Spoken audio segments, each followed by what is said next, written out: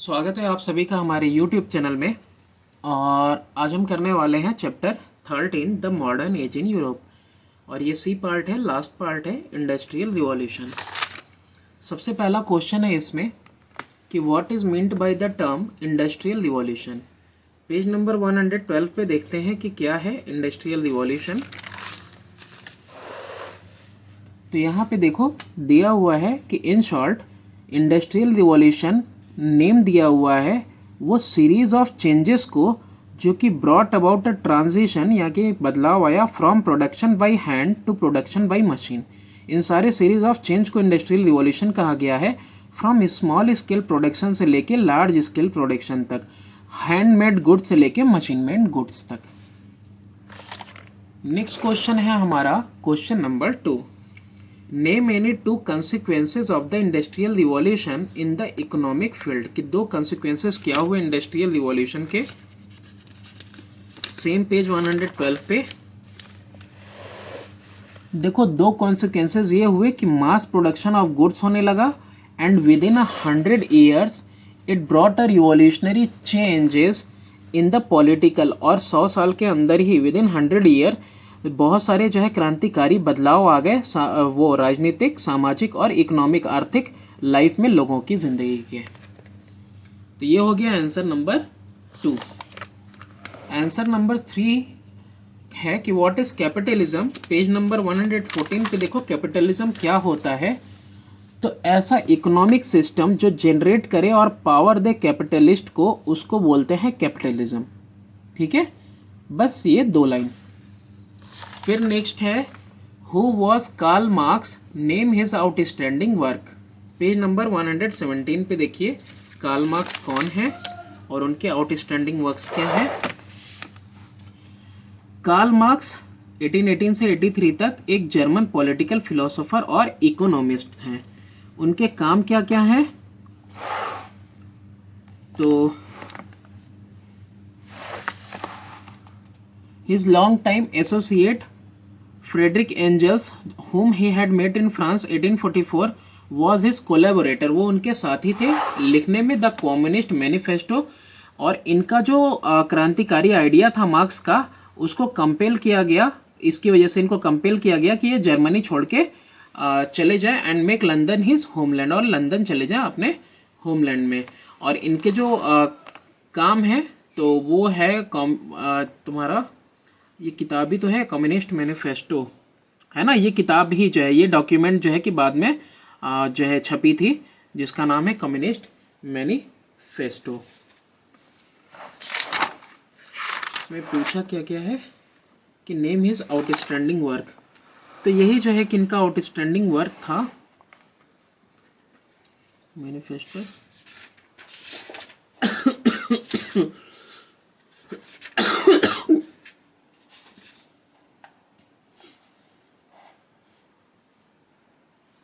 ठीक है, तो इनका जो है कि इन्होंने जो ये किताब लिखी है ना कम्युनिस्ट मैनिफेस्टो, यही इनका जो है सबसे मेन वर्क है।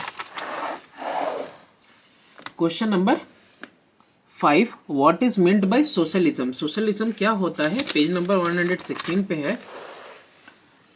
सोशलिज्म को डिफाइन किया गया है एज एन इकोनॉमिक सिस्टम, कि एक इकोनॉमिक सिस्टम है जिसमें कि मीन ऑफ प्रोडक्शन जो है प्राइवेट इंडिविजुअल के साथ नहीं रहता है बल्कि कम्युनिटी के पास रहता है, इन ऑर्डर दैट सब कोई शेयर कर सके Fairlie in the wealth produce. जो भी धन प्रोड्यूस हो रहा है उसके साथ उसमें सबको फेयरली शेयर मिल सके ज़्यादा अच्छे से।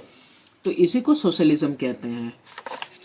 नेक्स्ट क्वेश्चन है क्वेश्चन नंबर 6। क्वेश्चन नंबर 6 है कि how did the evil effect of the industrial revolution help in the rise of socialism. कि कैसे एविल इफेक्ट जो है इंडस्ट्रियल रिवॉल्यूशन के मदद किए राइज ऑफ सोशलिज्म में। तो देखो हुआ क्या कि ड्यूरिंग इंडस्ट्रियल रिवॉल्यूशन मनी और जो पावर था came to the hands of capitalist. पैसा और पावर दोनों आ गया हाथ में कैपिटलिस्ट के।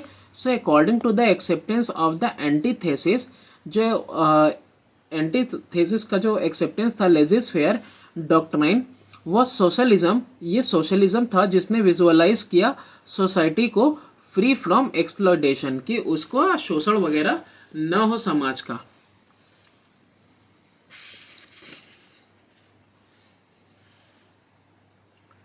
तो यही है तुम्हारा एविल इफेक्ट यही था कि पैसे वगैरह का जो पावर था ना वो कैपिटलिस्ट वगैरह के हाथ में आ गया था। और यहाँ पे तुम देख सकते हो कि जो सोशलिज्म है ना वो 3 फैक्टर पे बना हुआ है, कि अपोज करता है प्राइवेट कैपिटलिज्म को, और जो है कि इसका वॉइस है कि सारे वर्कर वगैरह जो है और वर्किंग क्लास का ये आवाज़ है, और ये डिमांड करता है जस्ट डिस्ट्रीब्यूशन ऑफ वेल्थ, यानी सबके बीच में बराबर जो है पैसे का डिस्ट्रीब्यूशन हो। तो इसको लिखना नहीं है, बस उतना ही आपको लिख देना है कि किस तरह से वो एविल इफेक्ट था। तो एविल इफेक्ट यही था कि सारा का सारा पैसा पावर जो है हैंड में चला गया था कैपिटलिस्ट के, तो इसीलिए जो है इंडस्ट्रियल रिवॉल्यूशन में, तो इसीलिए जो है कि सोशलिज्म का राइज हुआ। नेक्स्ट है कि mention any 2 effect of the industrial revolution on general public. अब जनरल पब्लिक पे क्या दिक्कत हुई,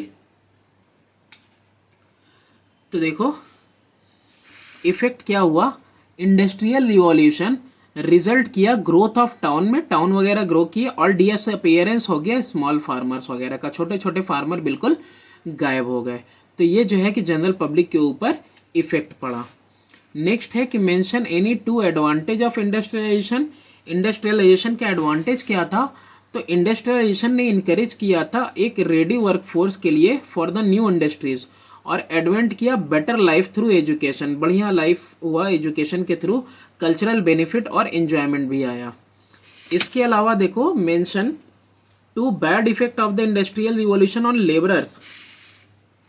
बैड इफेक्ट तो बहुत सारे थे, 2 बैड इफेक्ट ये हैं कि ट्रेडिशनल हैंडलूम वगैरह जो था, बुनाई होता था ट्रेडिशनली, अब वो जो है कॉम्पीट नहीं कर सकते थे मैकेनाइज्ड प्रोडक्शन ऑफ क्लॉथ वगैरह से, क्योंकि पहले जो हैंडलूम वगैरह था तो वो एक दिन में ज़्यादा नहीं बना पाते थे, लेकिन जब जो है कि मशीनरी से बनना शुरू हो गया तो एक दिन में बहुत सारे बनने लगे, और उसका प्रोडक्शन का कॉस्ट भी बहुत कम आता था। और जबकि हैंडलूम वगैरह के जो वीवर्स थे उनको बहुत मेहनत करनी पड़ती थी, तो वो कॉम्पीट नहीं कर पाए। दूसरा जो डोमेस्टिक सिस्टम था ना प्रोडक्शन का, वो बिल्कुल ही जो है डिस्ट्रॉय हो गया। अब लोग फैक्ट्रियों में जाने लगे, इंडस्ट्रीज में जाने लगे काम करने के लिए। फिर कह रहा है कि mention any 2 differences between capitalism and socialism. 2 difference बताने हैं आपको कैपिटलिज्म और सोशलिज्म में। पेज नंबर 119 पे है। यहाँ पे बहुत सारे डिफरेंस दिए हुए हैं, कोई भी 2 डिफरेंस दे सकते हो। यहाँ पे पहला ही है कि कैपिटलिज्म का मतलब क्या है, कि रेफर करता है ऐसा इकोनॉमिक सिस्टम जिसमें मीन्स ऑफ प्रोडक्शन जैसे लेबर है, कच्चा माल है, टूल है, मशीन है, ये सारी चीज़ें प्राइवेट इंडिविजुअल के हाथ में रहेगा या फिर ग्रुप्स के हाथ में रहेगा, और ये चीज़ें सिर्फ प्राइवेट के लिए ही होती हैं, प्रॉफिट के लिए होती हैं। ये लोगों का मोटिव क्या रहता है, प्रॉफिट मोटिव रहता है। और सोशलिज्म जबकि क्या कहता है कि सोशलिज्म रेफर करता है ऐसी अर्थव्यवस्था को जिसमें गवर्नमेंट कंट्रोल रखती है मीन्स ऑफ प्रोडक्शन पे, फैक्ट्रीज वगैरह, डिस्ट्रीब्यूशन ऑफ गुड्स पे।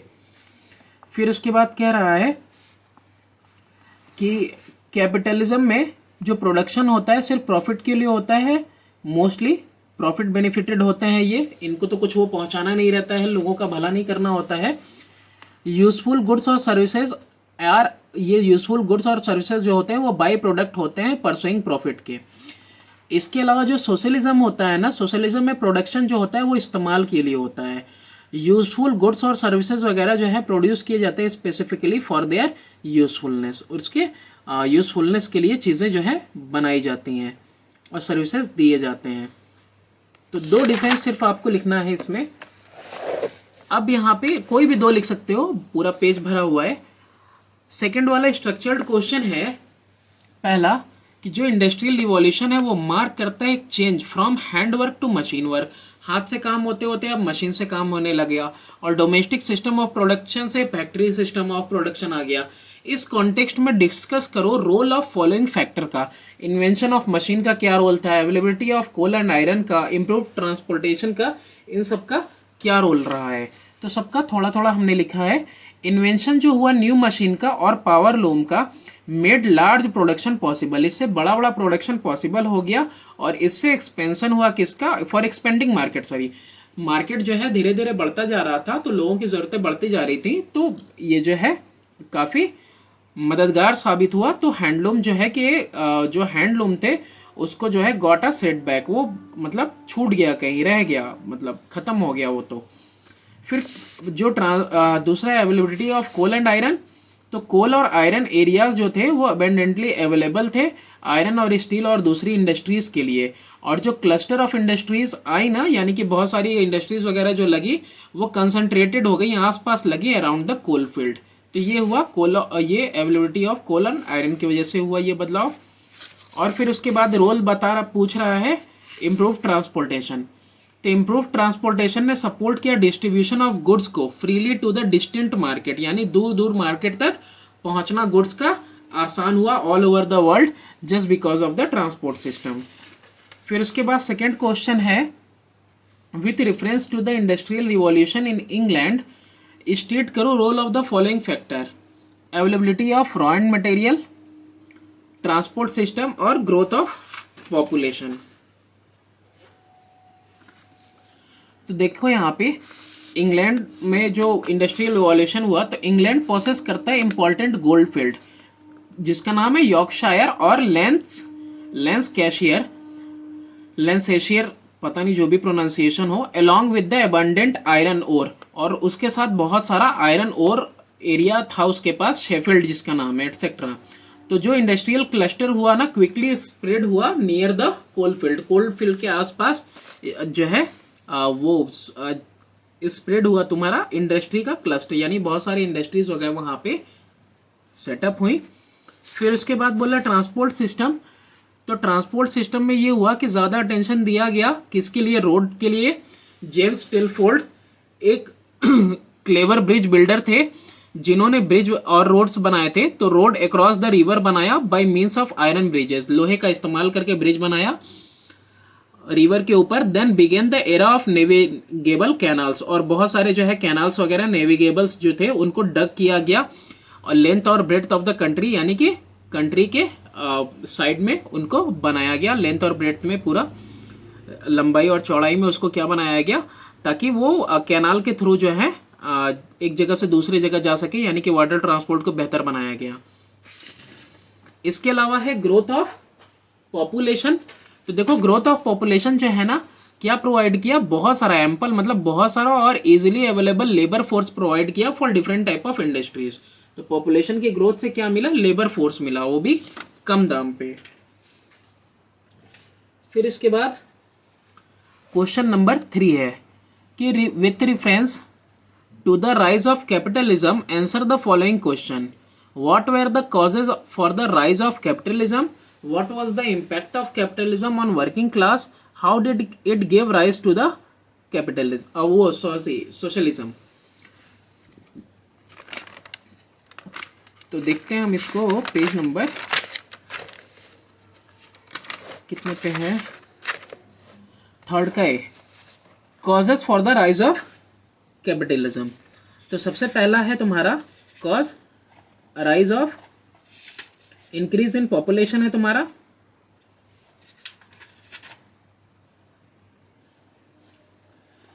एक ये हो गया, तो इसमें भी तुम इतने पे नहीं छोड़ना, कुछ लिख लेना। इंडस्ट्रियल रिवॉल्यूशन इंक्रीज कर दिया जो नेशनल वेल्थ, और रेज कर दिया स्टैंडर्ड ऑफ लिविंग, और मेड लाइफ मोर कंफर्टेबल, और जिंदगी जो है और आसान हो गई। फिर इसके बाद है लीगल रिक्वायरमेंट।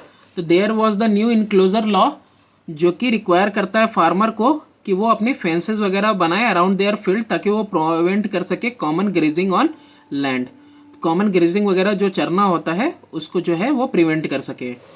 फिर उसके बाद ग्रोथ ऑफ टाउन हुआ, नए नए मैन्युफैक्चरिंग टाउन और सिटीज़ वगैरह जो है ड्रामेटिकली ग्रू करने लगे।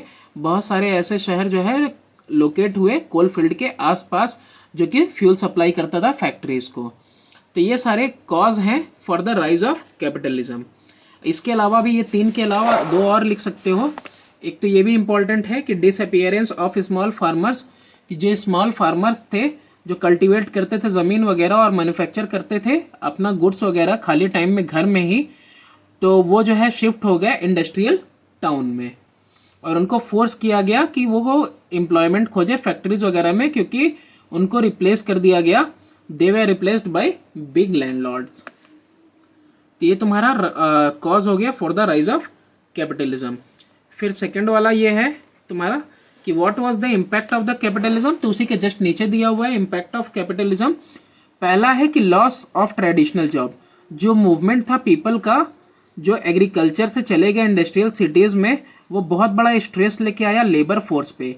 जो औरतें थी घर के अंदर काम करती थी, अर्न करती थी इनकम वगैरह स्पिनिंग वगैरह से, अब वो जो है फैक्ट्रीज वगैरह में जो है अपना सोर्स ऑफ इनकम ढूंढने लगी। इसके अलावा देखो एक्सप्लॉयटेशन हुआ, शोषण हुआ, फैक्ट्रीज वगैरह में लोगों को लंबे लंबे समय तक काम करना पड़ रहा था, वो भी हार्श कंडीशन में। फैक्ट्री के जो ओनर और मैनेजर थे वो उनको बहुत कम पैसा देते थे अपने काम के लिए, नेसेसरी वर्क के लिए फॉर वर्क फोर्स, और अक्सर रिक्रूट किया जाता था औरतों और बच्चों को मशीन में, क्योंकि उनको जो है बहुत ही कम दामों पे हायर किया जा सकता था। तो ये सारे इम्पैक्ट हैं। इसके अलावा ओवर क्राउडिंग भी हुई, पीपल जो है मूव कर रहे थे स्मॉल विलेज से टाउन की तरफ फैक्ट्रीज में काम करने के लिए, तो सिटीज जो है इससे ओवर क्राउडेड हो गई और अनसैनिटरी हुआ। अब इसके बाद है how did it give rise to capitalism, किस तरह से कैपिटलिज्म को इसने राइज दिया। तो देखो यहाँ पे दिया है कि जो एविल इफेक्ट था कैपिटलिज्म का और जो स्पिरिट था इम्प्रूव करने का कंडीशन वर्कर का, उसी ने जो है बर्थ दिया सोशलिज्म को। अल्टीमेट गोल जो सोशलिज्म का था कि एलिमिनेट कर दिया जाए class struggle between the capitalist और वर्कर्स। भाई कैपिटलिस्ट तो अलग लाइफ जी रहे हैं और वर्कर अलग, and form a classless society, और क्लासलेस सोसाइटी हो यानी कि डिफरेंस ना हो क्लास का। और ये अचीव करने के लिए ऑब्जेक्टिव गवर्नमेंट कंट्रोल जो है प्रोडक्शन और डिस्ट्रीब्यूशन के ऊपर नेसेसरीली कंसिडर किया जाना चाहिए। तो सोशलिस्ट जो है कि मेंटेन करेंगे, सोशलिस्ट मेंटेन दैट कि ये सारे फैक्टर प्रोडक्शन के बिलोंग करने चाहिए इंटायर ह्यूमन रेस के लिए या सोसाइटी के लिए। और ये बेस था 3 प्रिंसिपल पे। ये अपोज था टू प्राइवेट कैपिटलिज्म, सोशलिज्म जो है अपोज करता था कैपिटलिज्म को, और ये सारे वर्कर्स की आवाज़ थी और वर्किंग क्लास की, और ये डिमांड करता था जस्ट डिस्ट्रीब्यूशन ऑफ वेल्थ। तो यही सारे जो एविल इफेक्ट थे कैपिटलिज्म के, उसी की वजह से जो है सोशलिज्म को राइज करने का मौका मिला। क्वेश्चन नंबर 4 है कि with reference to socialism answer the following question, what is meant by the term socialism. Answer number 5 में ऑलरेडी हमने डिस्कस किया। फिर उसके बाद बी वाला है कि what were the causes for the rise of socialism. अभी तुरंत थर्ड के सी में वही बात अभी हम लोगों ने चर्चा की कि किस तरह से राइज मिला सोशलिज्म को, तो इसमें भी वही चीज लिखेंगे, what were the causes for the rise of socialism. फिर है कि who was Karl Marx, what is his contribution to socialism. तो कार्ल मार्क्स के बारे में भी हम लोगों ने आंसर 4 में देख लिया है।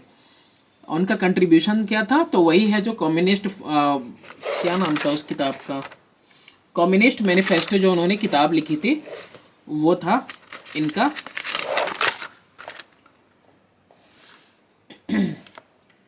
और यहाँ पे आप कुछ इनके बारे में लिख सकते हो, कार्ल मार्क्स के बारे में। इनकी मृत्यु के बाद अडॉप्ट किया गया था ना, कि उनका another famous book of Karl Marx and Engels in Das Kapital, Marx could complete only for the first volume before his death in 1883, और जो रिमेनिंग 2 वॉल्यूम थे वो पब्लिश हुए थे by Engels several years later. इसके अलावा और कुछ तो दिया नहीं है इतना अच्छा इनके बारे में।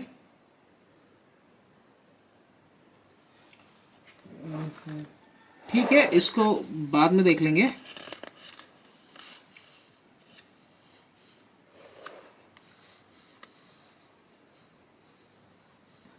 ये तो वो सारा कुछ डिफाइन किया हुआ है। तो आंसर नंबर 4 बस कॉपी डाउन कर देना इसमें कि कार्ल मार्क्स कौन थे और उनकी कंट्रीब्यूशन क्या है सोशलिज्म को, तो वही किताबें वगैरह उन्होंने लिखी थी, तो वो सारी बातें काफ़ी हैं। क्वेश्चन नंबर 5 है कि with reference to capitalism and socialism state the following, differentiate difference between capitalism और socialism in term of control over means of production and profit. Production और प्रॉफिट के बेस पे डिफरेंस बताना है कैपिटलिज्म और socialism के बीच में। तो यहाँ पे 2 पॉइंट है, देखो ये रहा कि कैपिटलिज्म में जो है प्रोडक्शन जो है प्रॉफिट के लिए होता है, सोशलिज्म में प्रोडक्शन जो है इज़ फॉर यूज़फुल गुड्स और सर्विसेज प्रोड्यूस किए जाते हैं स्पेसिफिकली उनकी यूज़फुलनेस की वजह से। फिर उसके बाद जो कंपटीशन है ओनरशिप का ऑफ कैपिटल वो ड्राइव करता है इकोनॉमिक एक्टिविटी को और क्रिएट करता है प्राइस सिस्टम, और जो डिटरमाइन करता है रिसोर्स एलोकेशन प्रॉफिट जो है फिर से री इन्वेस्ट किया जाता है कंपनी के अंदर, इकोनॉमी में। और यहाँ पे जो है इकोनॉमिक एक्टिविटी और प्रोडक्शन जो है स्पेशली एडजस्ट किए जाते हैं स्टेट के द्वारा। स्टेट इसको एडजस्ट करता है ताकि लोगों की जो डिमांड वगैरह है ना उसको हम मिला सके, किसके साथ, उसके साथ मीट कर सके हम इकोनॉमिक डिमांड के साथ। ठीक है, ह्यूमन की जो ज़रूरतें हैं उसको इकोनॉमिक डिमांड्स के साथ हम मीट करा सके। तो ये तुम्हारा प्रॉफिट और जो है प्रोडक्शन के बेस पे हो गया।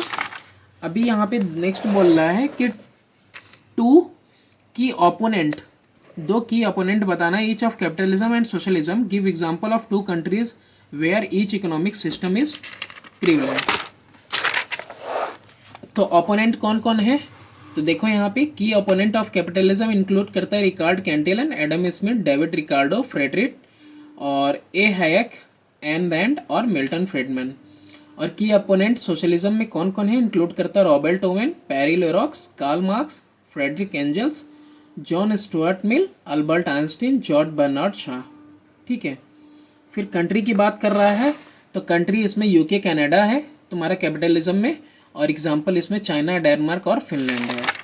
फिर लास्ट वाला है फोर्थ का C, what according to you is better for of the two economic system, give reason to support your answer. इन दोनों में से सबसे बेहतर कौन सा है, तो अगेन थर्ड का सी। क्यों, क्योंकि देखो एविल इफेक्ट थे कैपिटलिज्म में, तभी सोशलिज्म को ग्रो करने का मौका मिला, तो इसीलिए सोशलिज्म कैपिटलिज्म से ज़्यादा बेहतर है इन माई पॉइंट ऑफ व्यू। ठीक है, तो यही वाला आंसर लिख देंगे, तो इसीलिए राइज मिला सोशलिज्म को, that is why socialism is better than जो है capitalism. Thanks for watching, do subscribe and share my channel.